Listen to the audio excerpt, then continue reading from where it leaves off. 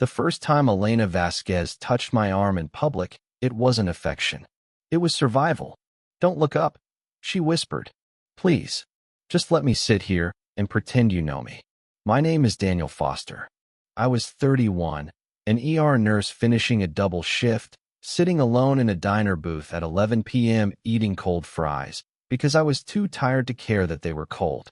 And then a woman I had never seen in my life slid into the seat across from me like she belonged there, ordered a coffee she didn't want, and asked me to save her.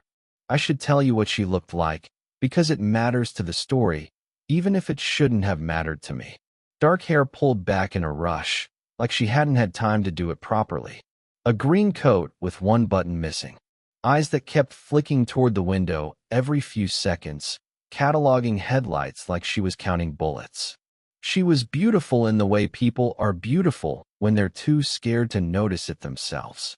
"I'm sorry," she said, and her voice shook on the word sorry like it cost her something to say it. "I know this is insane. I know you don't know me, but there's a man outside, and if he sees me sitting alone, he's going to come in." I glanced toward the window. A black sedan was idling across the street, engine running, headlights off. "Is that him?" I asked. "Don't look. You just told me not to look at something you pointed me toward." Her mouth twitched, somewhere between a laugh and a sob. "Right. Sorry. I'm not doing this well. You're doing fine for someone who just recruited a stranger into a hostage negotiation. Is that a yes?" I looked at her hands. They were trembling around the coffee cup, and there was a thin red line across one wrist, not fresh, but not old either, like a mark left by something gripping too hard. I'd spent 6 years in an ER. I knew what fear looked like when it wasn't performance. "Yes," I said. "What's your name?" "Elena." "Daniel." I slid my hand across the table, palm up, the way you'd offer it to a scared kid before a needle. "Take it. Look like you mean it." She took it. Her fingers were freezing. For 10 minutes, we sat like that, two strangers holding hands over cold fries, while a black car idled outside a diner in a city where nothing was supposed to happen to people like me. I asked her questions the way I'd ask a patient who couldn't tell me what was wrong yet. Not the big question, the small ones. Was she hurt?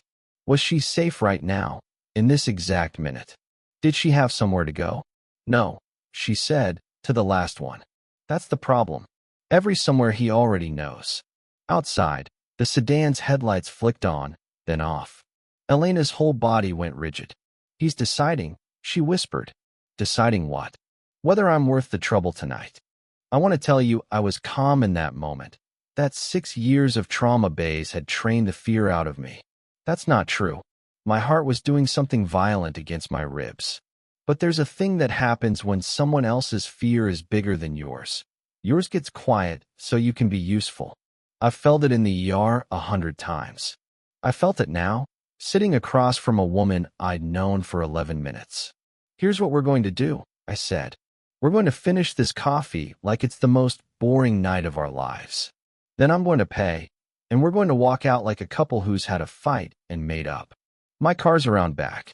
You don't know anything about me. I know you're scared, and you're not lying about it. That's enough for right now."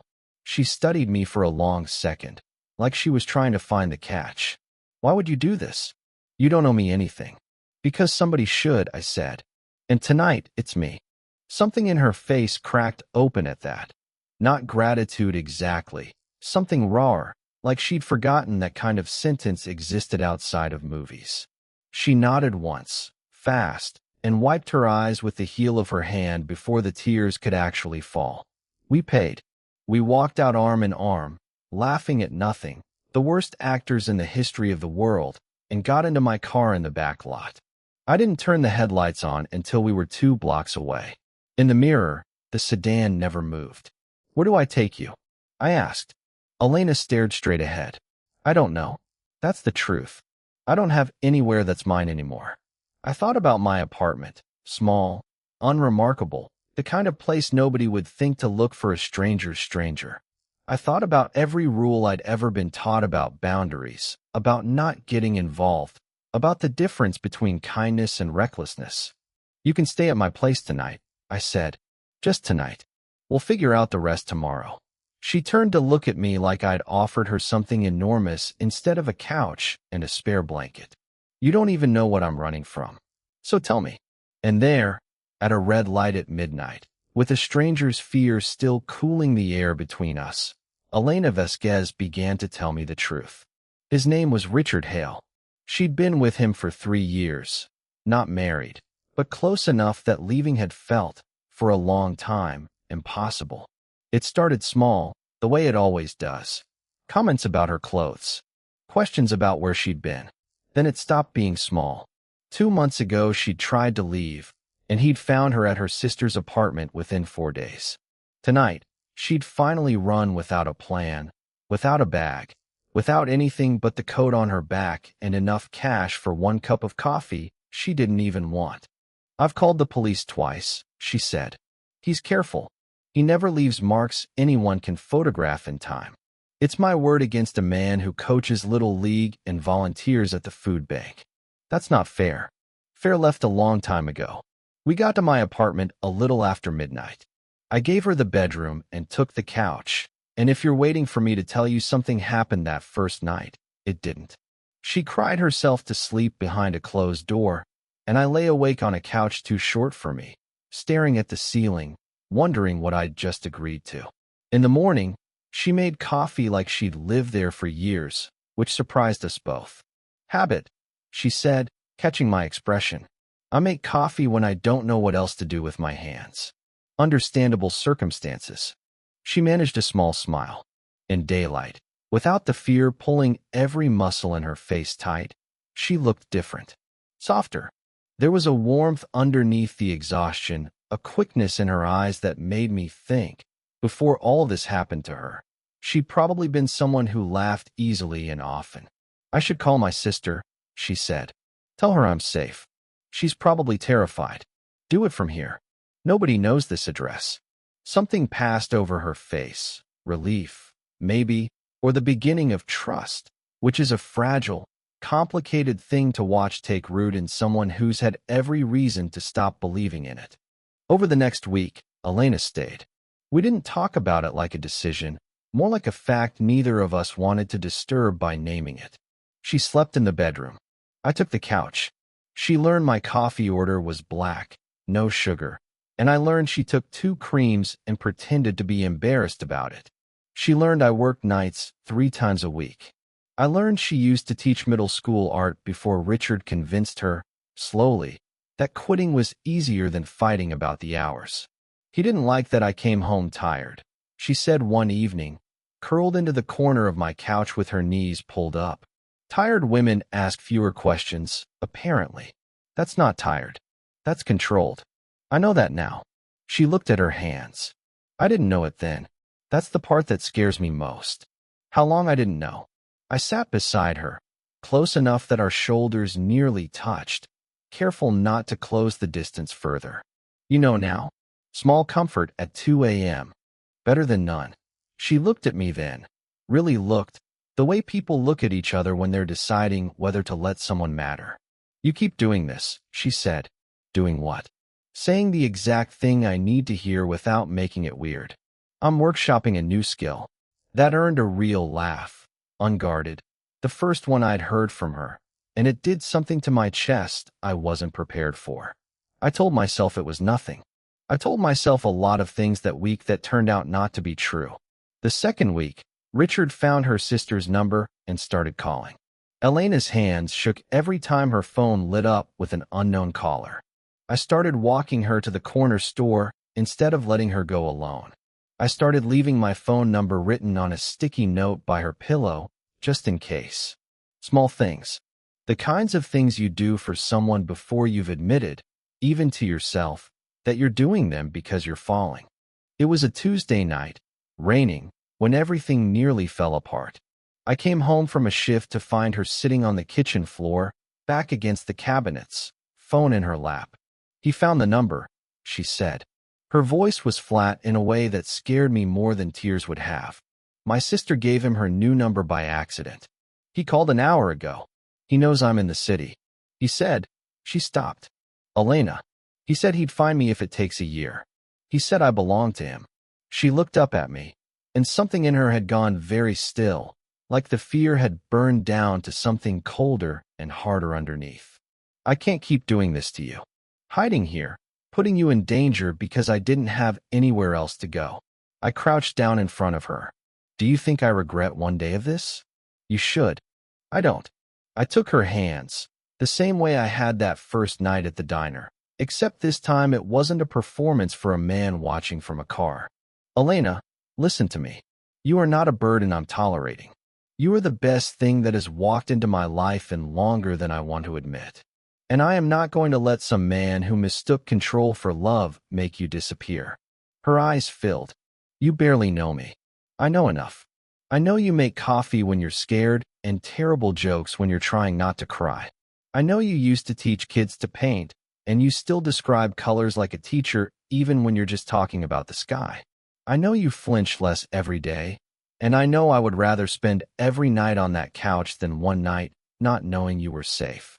She made a sound that was half laugh, half sob, and then she kissed me, sudden, fierce, both hands fisting in my shirt like she was afraid I might disappear too if she didn't hold on hard enough. I kissed her back, careful at first, then not careful at all, 6 years of professional restraint dissolving into the simple fact that I had been in love with this woman for longer than I'd let myself admit. When we broke apart, she pressed her forehead to mine, breathing hard. This is insane, she whispered. I met you 2 weeks ago in a diner. Under duress. Under duress, she agreed, laughing despite everything. Then, quieter, I'm scared, Daniel. Not just of him. Of this. Of wanting something good after so long believing I didn't deserve it. You deserve it, I said. And I'm not going anywhere. We called a lawyer the next morning.